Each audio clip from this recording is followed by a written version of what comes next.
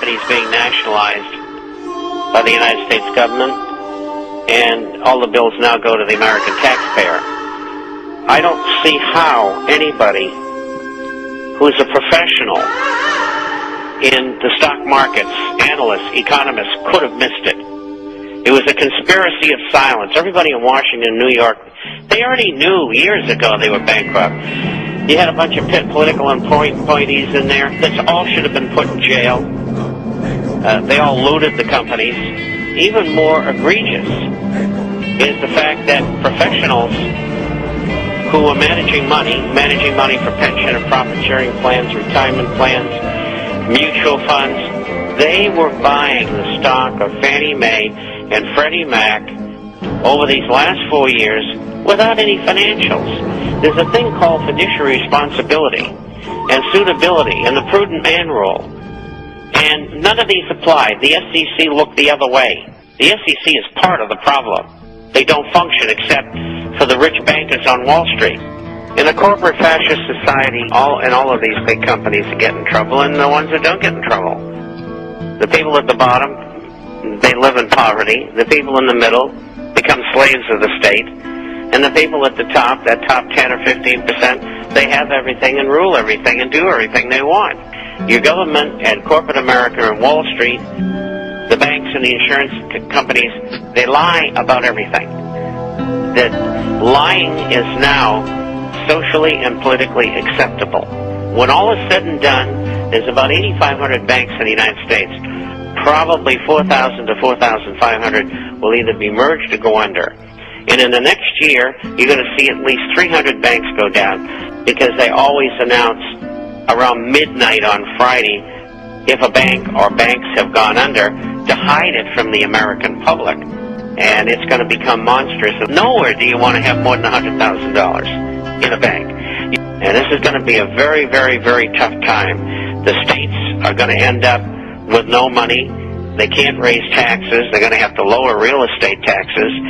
And the revenues have fallen out dramatically, and they will continue to do so. The states are going to be laying off people. They're going to be cutting back on services. It is not going to be easy, and it's not going to be nice. The power behind government, which is Wall Street and banking, will continue to do what they want to do. They're in a box, and they can't get out. Most of the people who go into the executive office don't have a clue about anything economic or financial, and they're politicians, so it's not their function.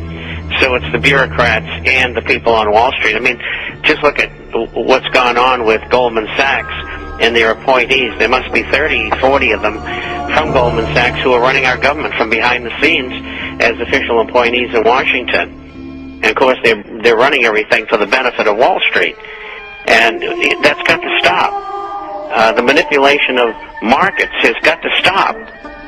We have to have a Congress that will react to these kind of things. The American people should not be looted.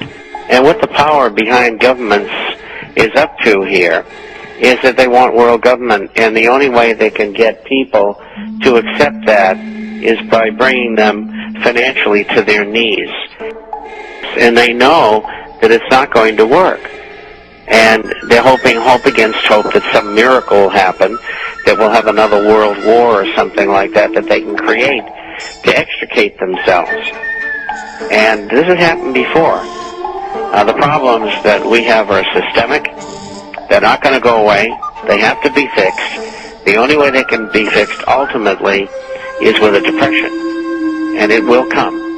And in the meantime, we're going to have hyperinflation because the Federal Reserve is creating money and credit at a rate, and has been for over the last 4 years, of an average of probably 14%. And that's not going to change. And on top of that, they're creating trillions of dollars either by raising money through bond auctions by the Treasury or by making money out of thin air by the Federal Reserve. That money is going in to the economy. The minute it hits the economy, it's immediately monetized, which means it's immediately inflationary. Of course, what they're doing here and in Europe is nationalizing the banks. And they're trying to consolidate them and have them under government control. Eventually, they want to financially control every single American, and probably everybody in the world eventually.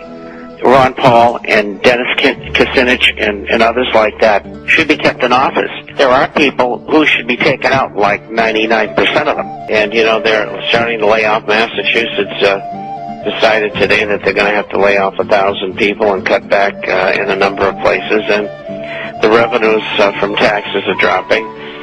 New York City is very hard hit because of the very large amount of unemployment in high-income individuals that have been laid off by the companies within the financial district. Places like Los Angeles, Chicago, and Phoenix, and of course travel has been cut back, not only because of people not having the money to spend, but also the terrible time they put you through just to get on a plane nowadays. So it's all starting to add up, and I'm afraid I have to tell you that it's going to get a heck of a lot worse before it gets better. There's nothing sane about what goes on Wall Street, banking, in the government of the United States. I'm looking at a country that is a shadow of its former self, and the reason why is business, Wall Street, banking, and government have looted the American people out of almost everything that they own. America is bankrupt.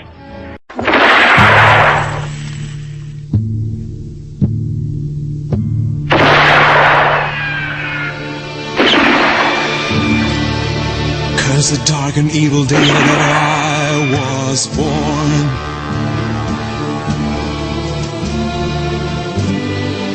Curse my mother's loving care that made me safe from harm. Curse the day I grew to be a man and learned to love.